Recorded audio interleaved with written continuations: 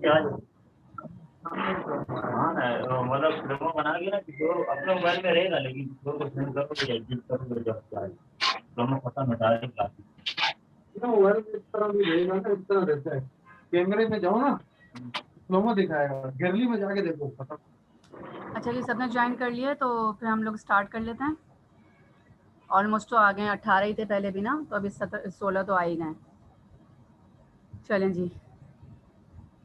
हाँ सैफ, एक्सेप्ट कर लिया बेटा।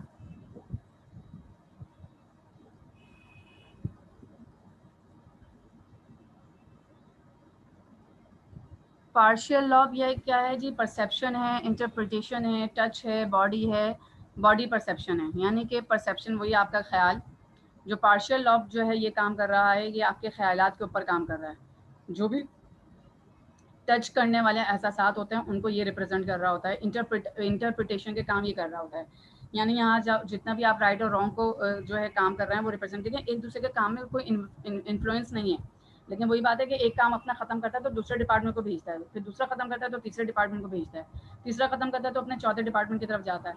तो ये सारी चीज़ें बताने का मकसद ये है कि हर कोई अपने काम को सही तरीके से परफॉर्म कर रहा है, और यही करने की जो है वो दलील है। ज़रा मुझे 5 सेकंड दीजिएगा, ज़रा मैं पानी पी कर आऊँ।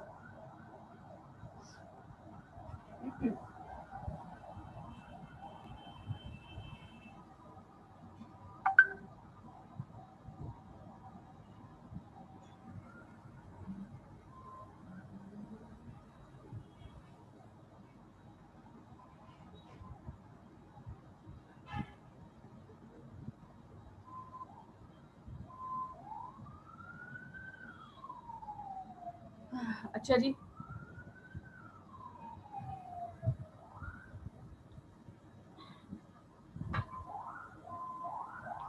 ये पार्शियल लॉ का काम है।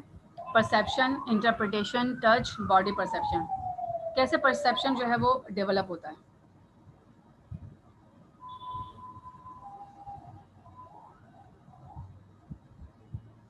परसेप्शन आपका ख्यालात हैं, और ये ख्यालात जो हैं आपको जो है वो अच्छा या बुरा सोचने पे, अच्छा या बुरा करने पे मजबूर करते हैं। इंटरप्रिटेशन वही जो आपकी फीलिंग्स आई उसको इंटरप्रेट कौन कर रहा है, ये पार्शियल लॉब कर रहा है।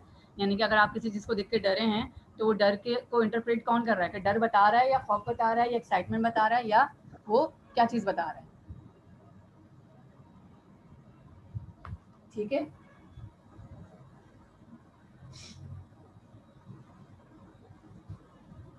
तो ये इमोशंस को जो है रिप्रेजेंट करना,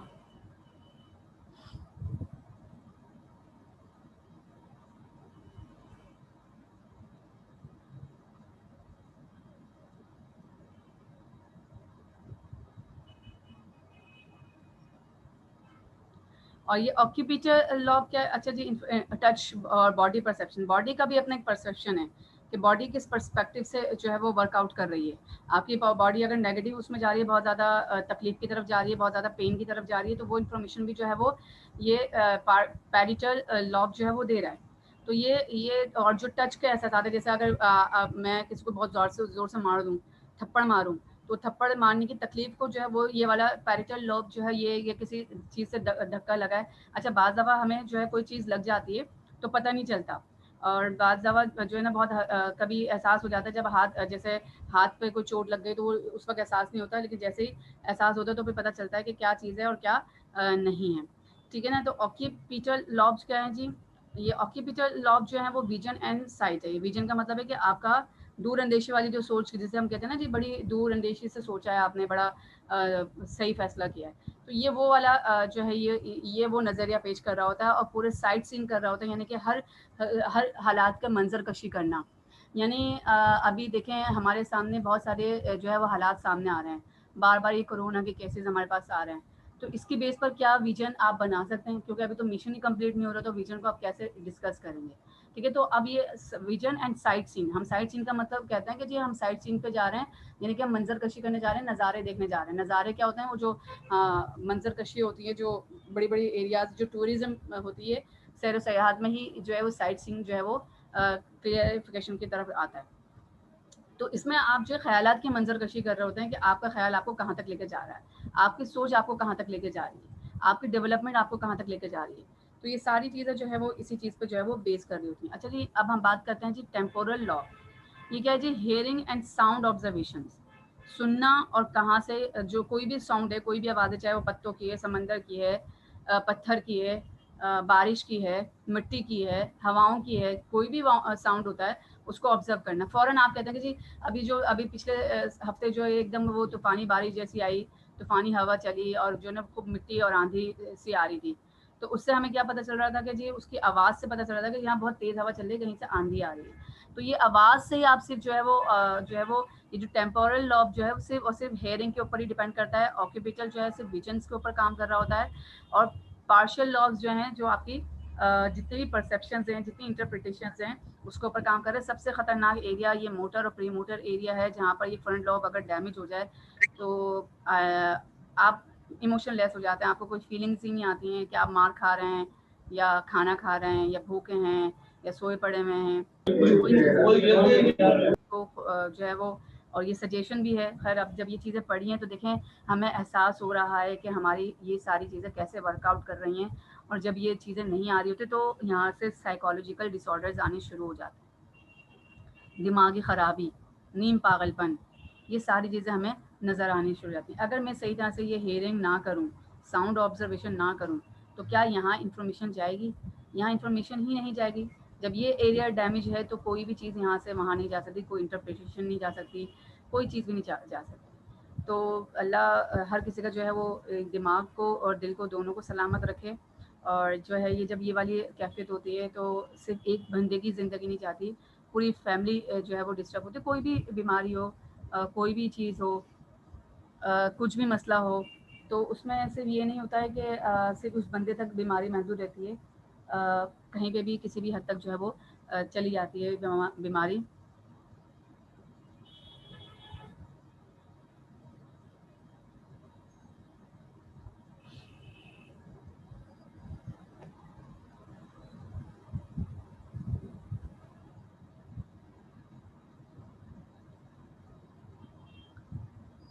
तो ये पूरी कहानी इस दिमाग की यहाँ तक हमने सुनी। ये पूरा दिमाग हमारे पास सामने है और ये है हमारा स्पाइनल कॉर्ड। जितनी टेंशन्स आप लेंगे, जितने बर्डन्स आप उठाएंगे, तो वो यहाँ तक चला जाता है। अगर ये डैमेज हो जाए तो फिर तो आप पूरी पूरी बॉडी को मूव नहीं कर सकते। पूरी बॉडी मूव नहीं हो सकती, पैरालाइज हो जाती है, ख़त्म हो जाती है। इवन कि आप वो कहते हैं ना जी बिल्कुल ही सब कुछ ख़त्म हो जाता है, आप उठ बैठ नहीं सकते। आपको उठाने वाला भी होगा, क्योंकि ये मेरा जो अभी रिसेंटली एक्सीडेंट हुआ था, तो मुझे उस वक्त ऐसा एहसास हुआ था कि सब चीज़ें जो है वो चली गई थी।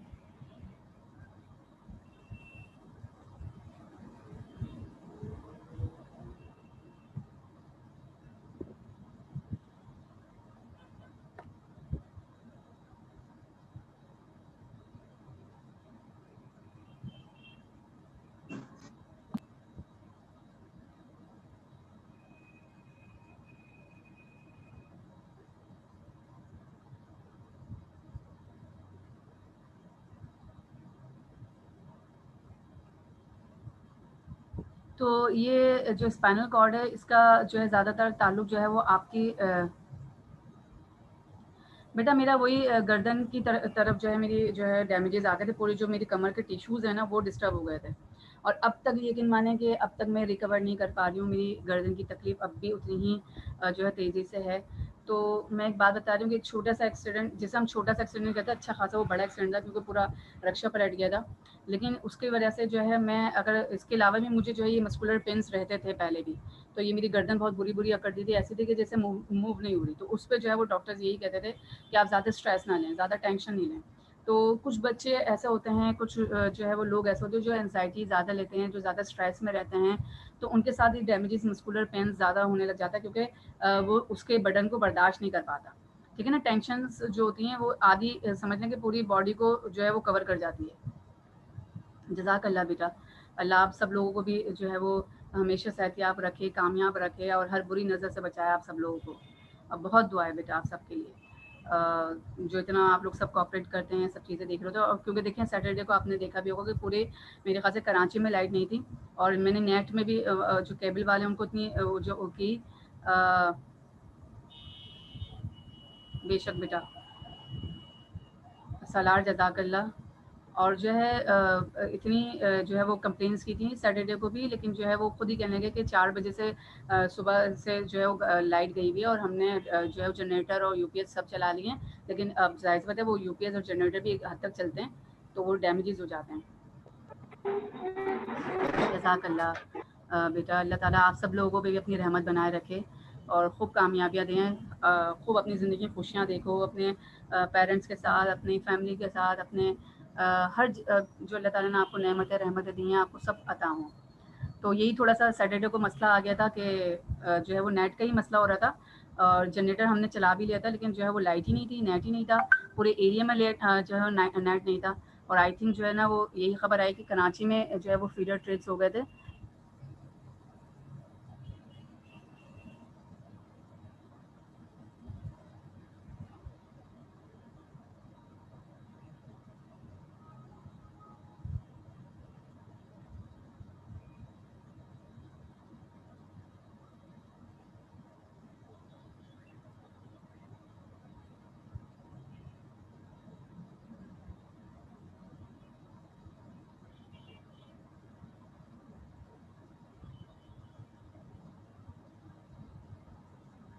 तो अल्लाह ताला बस जो है ये बार-बार के कितने मसले मसाइल आ रहे हैं, कोरोना हमारी ज़िंदगी से नहीं जा रहा, तो सब लोग जब नमाज़ पढ़ें, जब जो इबादतें करें, तो अल्लाह से जो है वो बैठ के खूब दुआएँ मांगे कि हमें जो है वो सारे इन चीज़ों से जो है वो हटाए।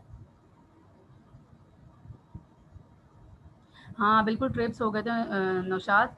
जो है वो नहीं, पूरे दिन लाइट नहीं थी, आ रही थी और जा रही थी, तो ये बड़ा मसला हुआ। सारे लैपटॉप्स मेरे तो पूरा जो है वो सिस्टम ही ख़राब हो गए थे, क्योंकि मैं रिकॉर्डिंग भेज रही थी, तो नेट पे वो भी नहीं जा रही थी। तो बस अल्लाह बस बचाए इन सारे कामों से, इन सारी परेशानियों से।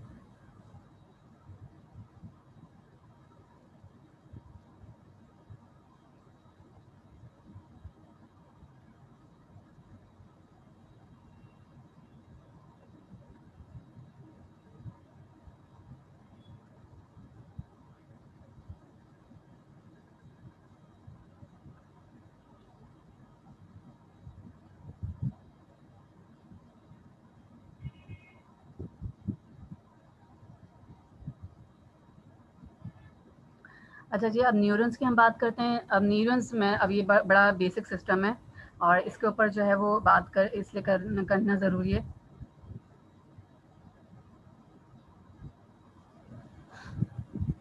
थ्री टाइप्स ऑफ न्यूरॉन्स हैं, एफरेंट सेंसरी, एफरेंट मोटर, एक एफरेंट है, एक इफेरेंट है। यानी कि एफरेंट जो है वो ए से आ रहा है जो कि सेंसरी से है, और इफेरेंट जो है वो आपका ये मोटर इन्फॉर्मेशन का क्या मतलब होता है? मोटर का मतलब होता है चलाना, पूरे सिस्टम को चलाना। सही है जी। इंटर न्यूरन कनेक्टिंग जो है वो बेसिक न्यूरन डिजाइन। ये ज़रा देखें हमारा ये पूरा न्यूरो डिज़ाइन सिस्टम कैसे आ रहा है कि सेल बॉडी है, डेंड्राइट्स हैं, एक्सन है, मैलिन है, और ये एक्सन और node of Ranvier.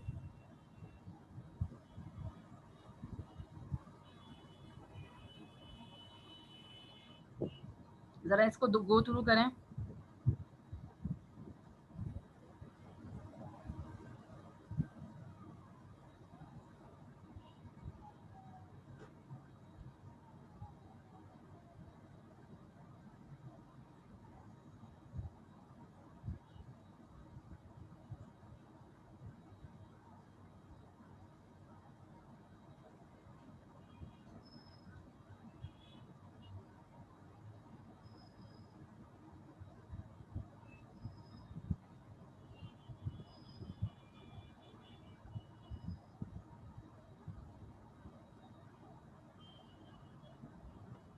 Neuron is a cell that carries messages between the brain and other parts of the body, and that is the basic unit of the nervous system. Nervous system के लिए ये neuron जो है वो एक ऐसा cell है जो रिप्रेजेंट कर रहा है सारी इंफॉर्मेशन को, सारे मैसेजेस को ब्रेन से लेकर बॉडी तक। यानी जाहिर सी बात है सेल्स के खलिए जो हैं ये इन्हीं की तरफ तो जा रहा है ये सेल्स ऑफ बॉडी जो होती है। ठीक है जी। Neurons comprise of three major parts. कौन कौन से पार्ट्स हैं जी? सेल्स बॉडी और सोमा, एक्सन और डेंड्राइट्स। यानी कि न्यूरॉन्स जो है वो तीन चीज़ों पे जो है वो डिपेंड कर रहा है, सेल बॉडी पे, एक्सन पे और डेंड्राइट्स पे। ठीक है जी। टाइप्स ऑफ न्यूरॉन्स आपके सामने हैं और ये जो है वो बेसिक किस पे कर रही हैं जी? इन्हीं के ऊपर बेसिस कर रहे हैं। अब जरा हम आगे पढ़ते हैं कि सेल बॉडी क्या कर रही है। सेल बॉडी क्या कर रही है? ये कंटेन्स करती है all the necessary cell actions like muscles, genetic material, DNA, mitochondria, that of soma means the that of the entire neuron. यानी कि अगर कोई एक चीज़ डेड हो रही है तो पूरा सेल डैमेज हो रहा है, और सेल्स बनते रहते हैं, बिगड़ते रहते हैं। लेकिन जाहिर बात है अगर ये न्यूरो सर्जन्स जो न्यूरो सिस्टम अगर आपका डैमेज होना शुरू हो रहा है तो इसका मतलब ये है कि फिर आपकी डैमेजेस जो है वो पूरी बॉडी में आने शुरू हो जाएंगे, क्योंकि जो बॉडी दिमाग का मैसेज जो है वो बॉडी तक जो है वो नहीं जाता।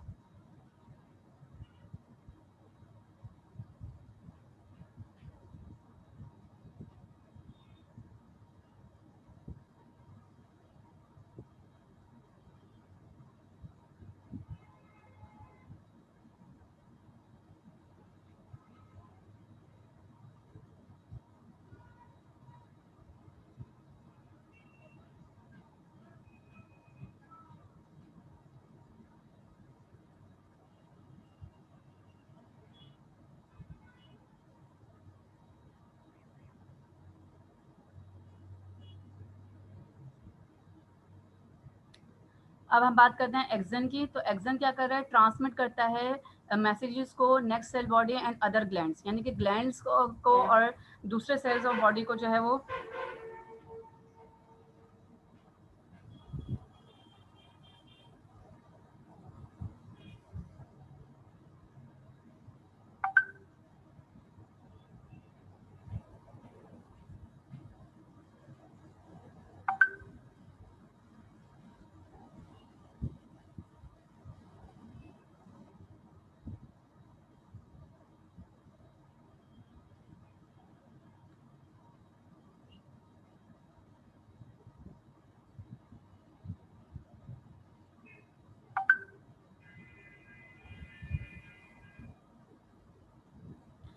तो हमारे पास जो है एक्सन क्या कर रहा है? ट्रांसमिट कर रहा है its message to next cell body and other glands के आप कैसे जो है दूसरे ग्लैंड्स जो है वर्किंग कर रहे हैं। डेंड्राइट्स क्या करता है, सिर्फ रिसीव करना है। एक्सन का काम है ट्रांसफर करना मैसेज का, और डेंड्राइट्स क्या कर रहा है, उन्हीं सेल से फ्रॉम अदर सेल से जो है वो मैसेज रिसीव करके सेल्स बॉडी की तरफ ट्रांसफॉर्म कर रहा है। यानी कि dendrites get signals from neuron and activate its action potential. देखें वही बात आ गई कि डेंड्राइट्स क्या कर रहा है, सेल्स बॉडी की तरफ जाता है और उनको कहता है कि जी ये वाले जो मैसेजेस आए हैं वो इनके ऊपर आप एक्शन प्ले करें। तो सेल्स जो है भी वो वाला जो मैसेजेस का काम है फिर वो आगे परफॉर्म कर रहा होता है। तो ये चेन एक तरह से चल रही थी, यानी कि ब्रेन से दिल की तरफ, बॉडी की तरफ काम जा रहा है और बॉडी से भी जो है ब्रेन की तरफ जा रहा है। अब अगर हाथ में मेरे दर्द है, मेरी फिंगर में दर्द है, मेरे अंगूठे में दर्द है, मेरे घुटनों में दर्द है, तो ये जो मैसेज है ये आपका डेंड्राइट्स जो है वो सेल्स तक लेकर जाता है और सेल से फिर ये पूरा न्यूरल सिस्टम जो है ये डेवलप हो रहा होता है। ठीक है ना। तो neuron transmit singles either when stimulated by sensory inputs और ट्रिगर्ड बाय नेबरिंग न्यूरॉन्स। यानी कि जितने भी कहीं से भी कोई इन्फॉर्मेशन आ रही है तो न्यूरॉन्स क्या करता है, उसको ट्रांसमिट करता है, उसको सिग्नल्स दे रहा होता है। तो neurons fire along the axon which are much longer than the dendrites. यानी कि वो जो है वो ज़्यादातर जो है वो एक्सन को जो है वो फायर कर रहा होता है, लेकिन जो है वो डेंड्राइट्स को फायर नहीं कर सकते। क्योंकि डेंड्राइट्स क्या कर रहा होता है, वो तो रिसीव कर रहा है। यानी कि बॉडी के जितने पैगाम आते हैं वो दिमाग तक पहुँचाने का काम डेंड्राइट्स का है, और दिमाग के जितने जो पैगाम आते हैं वो जो हैं ये एक्सन जो है वो उसको ट्रांसफॉर्म कर रहा होता है। ठीक है जी। तो एक्शन पोटेंशियल क्या है कि runs down the end of action activity and chemical messages. यानी कि जितने भी आपके जो केमिकल एक्शंस रिएक्शन, यानी कि बॉडी के अपने इतने केमिकल्स एक्शन रिएक्शन है, एक का जरसूमा बन रहा है, एक के सेल्स बन रहे हैं, क्या प्लाज्मा बन रहा है, उसका एक्शन क्या होता है। जैसे मैंने आपसे कहा था कि अगर पित्ता अगर हम निकाल दें और तो हम ये कहते हैं कि भाई छोटी सी तो चीज़ें निकाल दी क्या खत्म। आजकल डॉक्टर ये कहते हैं पित्ता निकालने से कोई फर्क नहीं पड़ता, लेकिन असल में वही तो आपके सारे काम को ग्लैंड कर रहा है। आपकी जो सारी चीज़ें खाना है उसी को तो छान कर जो आगे पहुंचाता है, तो सारी चीज़ें तो वो एब्जॉर्ब कर लेता है, शुगर को वो एब्जॉर्ब कर लेता है, सारी चीज़ों को वो एब्जॉर्ब कर लेता है, उसी से तो फिर आपका प्लाज्मा बनता है। लेकिन अगर वही नहीं रहेगा तो फिर आपका प्लाज्मा बनना खत्म हो जाएगा। तो intense situations encode more firing of the neurons.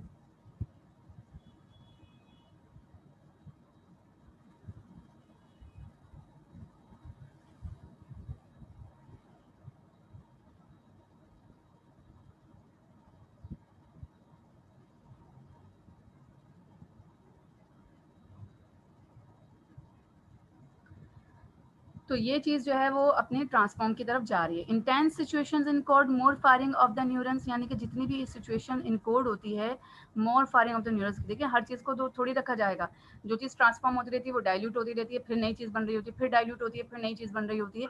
Neurons relates with each other chemically. Neurons जो होते हैं वो हर एक के साथ जो है वो केमिकली रिएक्ट कर रहे होते हैं और केमिकली इन्फॉर्म कर रहे होते हैं।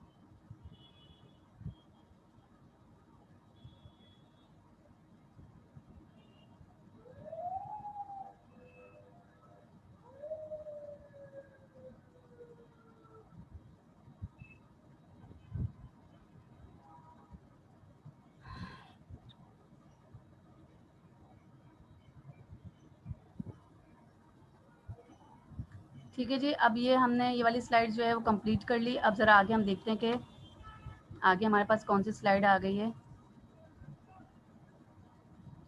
अच्छा जी, अब यहाँ पर देखें डेंड्राइट्स का पूरा ये एक पूरा ये कलरफुल आपको जो है वो नज़र आ रहा होगा।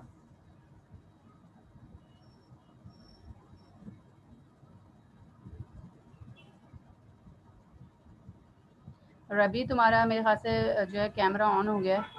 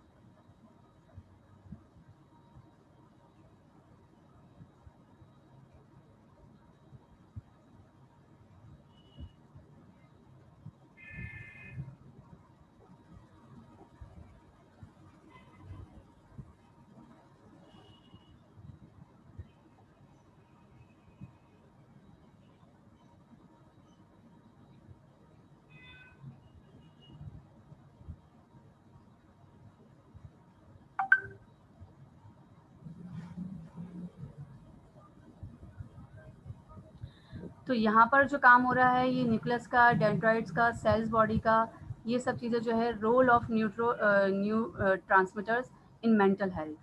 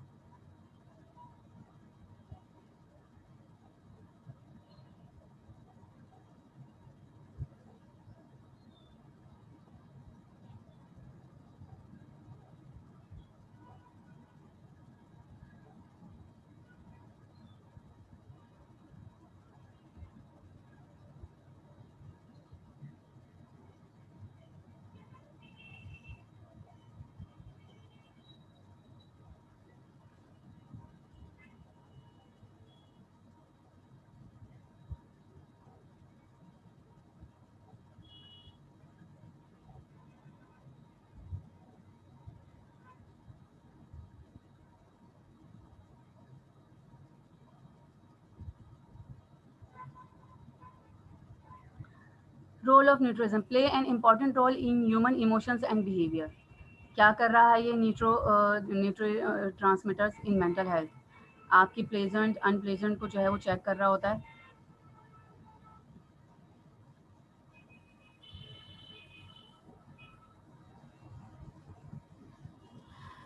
तो अब इम्पॉर्टेंट रोल क्या है कि ह्यूमन इमोशंस एंड बिहेवियर्स को influence motor activity and hormones levels are the target for the mechanism of action of psychotherapic medications. ये सारी चीज़ें हमारे लिए बहुत इम्पॉर्टेंट है।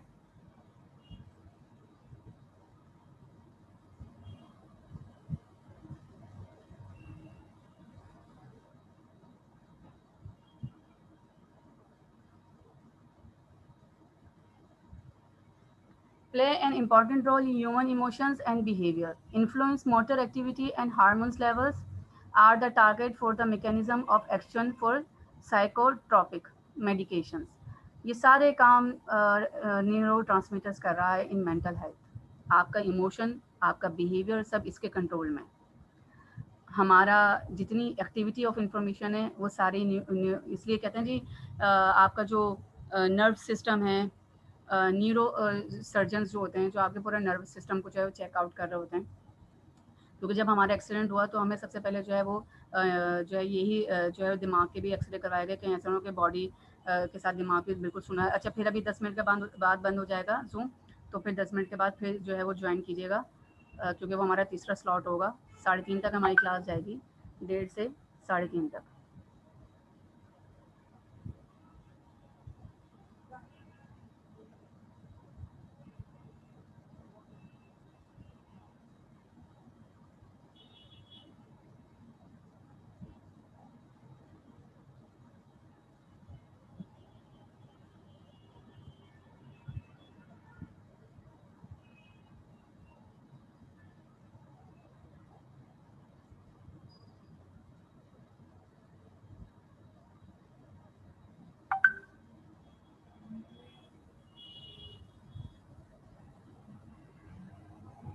तो ये नीरो जो है ये बिल्कुल आप दिमाग,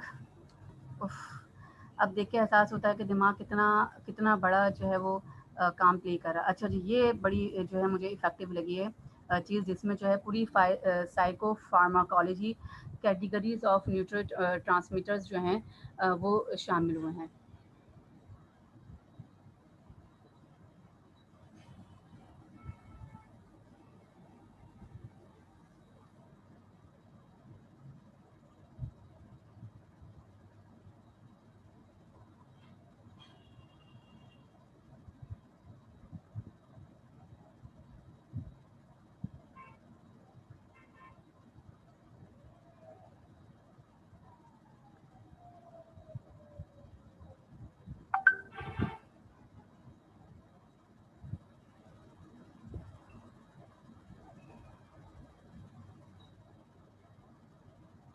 अब साइको फार्माकोलॉजी क्या है? Categories of neuro transmitters.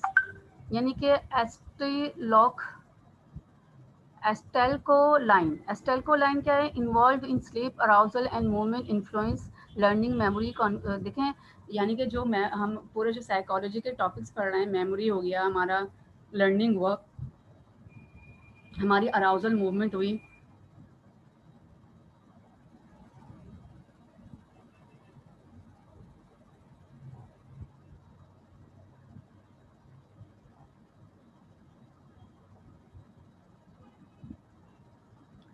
तो ये सारी चीज़ें क्या है जी? Concentration and focus, involve in sleep, arousal and movement, influences learning, memory, concentration and focus.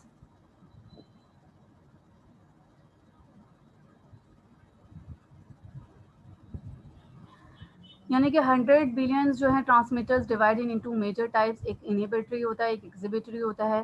Calms the brains and help creates balance. Inhibitory क्या कर रहा है? दिमाग को ठंडा रखता है और क्रिएट कर रहा होता है एक बैलेंस इसको। और एग्जिबिटरी क्या कर रहा होता है? स्टिमुलेट्स द ब्रेन, यानी कि जितनी भी इंफॉर्मेशन स्टिमुलेट हो रही होती हैं डिफरेंट सिनेरियो से, वहाँ पर जो है वो ट्रांसफॉर्म कर रहा है सारे। ये देख लें आप जी, ये हाइपोथैलेमस का काम ये कर रहा है। पिट्यूटरी ग्लैंड्स जो हैं, ये पिट्यूटरी ग्लैंड्स हैं, ये कितने secrets, many different hormone, sums of which वो है पैराथायरॉइड। ये देखिए, ये जो ग्लैंड्स होते हैं ना, ये आजकल जो है, बल्कि आजकल क्या पहले भी होते थे, ये जो थायराइड्स जो होते हैं, ये बड़ा प्रॉब्लम आजकल आ रहा है मेन एंड वुमेंस दोनों में। वुमेंस में ज़्यादा आ जाता है, तो इसके लिए ये बड़ी पेनफुल होता है। इससे वेट जो है ना गेन भी हो जाता है, और बाज़ दफ़ा वेट बहुत ज़्यादा लूज़ भी हो जाता है। तो इसका ट्रीटमेंट होता है, सारी उम्र की ट्रीटमेंट है। तो ऐसी ऐसी बीमारियाँ हैं कि अल्लाह माफ़ करे कि हर चीज़ की ट्रीटमेंट बार बार जो है वो करवानी पड़ती है।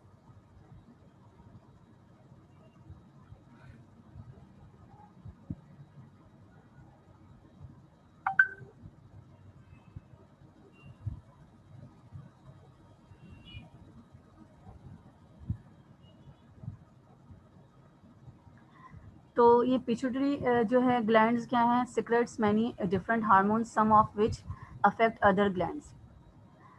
पैराथायरॉइड्स क्या है? कि help regulate the level of calcium in the blood. यानी कि ये पैराथायरॉइड्स जो होते हैं, ये कैल्शियम के लेवल को जो है वो ब्लड में ट्रांसफॉर्म करते हैं। जबकि थायराइड्स ग्लैंड्स क्या होते हैं? Effect metabolism among other things. यानी कि मेटाबॉलिज्म पे बहुत ज़्यादा इफेक्ट कर रहा होता है, जिसकी वजह से अदर थिंग्स क्या है कि सारा चीज़ें जो है वो डिस्टर्ब हो जाती हैं। ठीक है जी। ये जो एंटर जो है वो ग्लैंड्स हैं, यानी कि इनर पार्ट है कॉल्ड द मेड्यूला।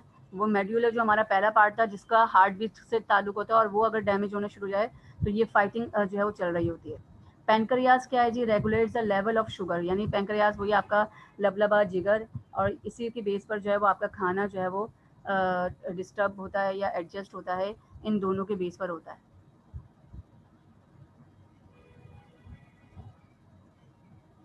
बाकी ये दोनों चीज़ें जो हैं, ये टेस्टिस हैं और ये ओवरी हैं, ये फीमेल्स के लिए हैं, और ये सिक्रेट्स जो हैं वो मेल्स के लिए हैं जी। ठीक है ना। तो ये तो खैर अब जाहिर बात है, आप लोग सब जो है वो मेच्योर बच्चे हैं। आगे अब फ्यूचर में आपकी अच्छी लाइफ अब जो है वो ज्वाइन होगी। अब मेच्योर हो गए, जब आप यूनिवर्सिटी लेवल पर आ जाते हैं तो you know everything, and you can discuss, और you can seen, you can adopt behaviours, and you know compassions, love, nature, सबके ऊपर आप काम कर रहे होते हैं। तो ये अब ये सारी चीज़ें जो बॉडी की पार्ट्स हैं, ये आप पढ़ें, इसको इंटरप्रेट करें, इसको अपनी लाइफ में देखें कि कैसे हमारे अंदर इससे चेंज आता है, तो किसी वजह से आता है। तो इसी सोचने के लिए बताया जा रहा है, आपको पढ़ने के लिए भी बताया जा रहा है कि ये पढ़ के भी आपको जो है बहुत डिसीजन मेकिंग जो है वो बड़ी आसान हो जाती है।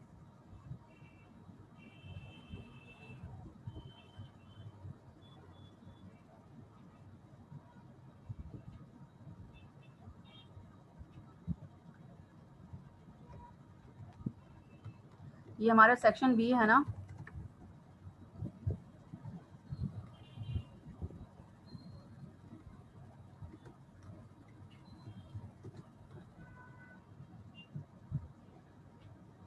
शुक्र है कि पहली रिकॉर्डिंग ज़रा जल्दी हो गई।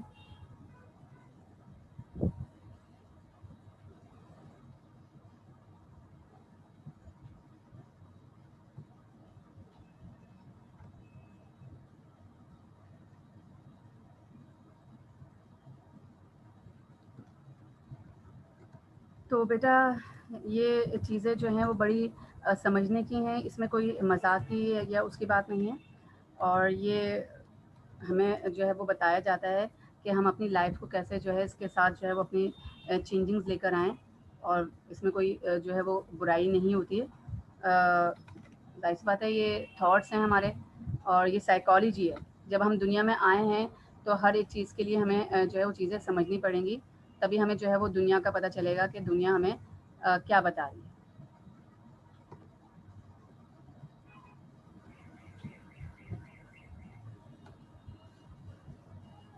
अच्छा जी, ये भी अगर दोबारा बंद हो जाता है तो ज़रा इसे देख लीजिएगा और दोबारा रीजॉइन कीजिएगा।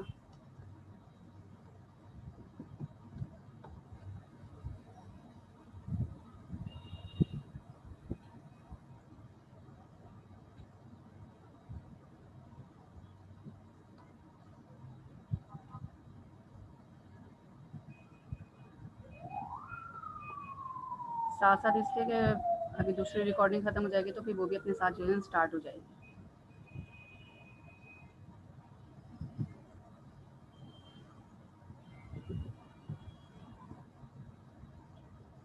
हाँ जी बच्चे, कुछ बोल रहे हैं आप लोग?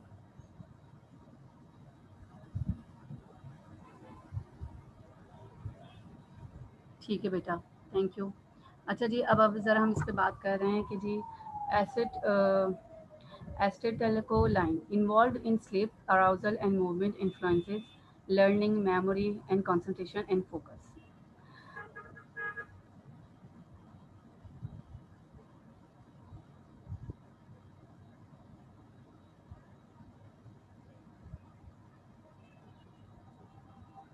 तो ये जितना भी स्लीप है, अराउजल है, मूवमेंट है, इन्फ्लुएंसेस है, लर्निंग वही थी कि आपके वजह से आपको लर्निंग मिल रही है, आपकी फैमिली से आपको मिल रही है, आपको वाक़यात से मिल रही है, मेमोरी के शॉर्ट टर्म है, लॉन्ग टर्म है, कंसंट्रेशन एंड फोकस, यानी कि ये वो लाइन है जो सारी चीज़ों को कॉन्सेंट्रेट कर रही है और फोकस की तरफ लेके जा रही है। अच्छा जी, न्यूरोफेनिक क्या है जी, ये अफेक्ट करती है मूड, कॉग्निशन, अलर्टनेस, लोकोमोशंस और सीवी फंक्शनिंग, यानी करिकुलम वेट जो कहते हैं ना कि जो पूरा जो बायोडेटा बॉडी का होता है उसको सीवी फंक्शनिंग कहती है उन्होंने। Sleep and arousal in efficiency develop depressions, यानी कि इनसे क्या हो रहा है कि जो स्लीप देखें, ये जो ये involve in sleep, arousal in movement, influence क्या कर रहा है, लर्निंग पे, मेमोरी पर और कंसंट्रेशन पे, यानी कि ये जो है इन्वॉल्व होता है स्लीप पे है, अराउजल पर है और मूवमेंट पर है, ठीक है। लेकिन इसका इन्फ्लुएंसेस किस किस पर आ जाता है, लर्निंग पर आ जाता है, मेमोरी पर आ जाता है और कंसंट्रेशन एंड फोकस पर आ जाता है, यानी आपकी लर्निंग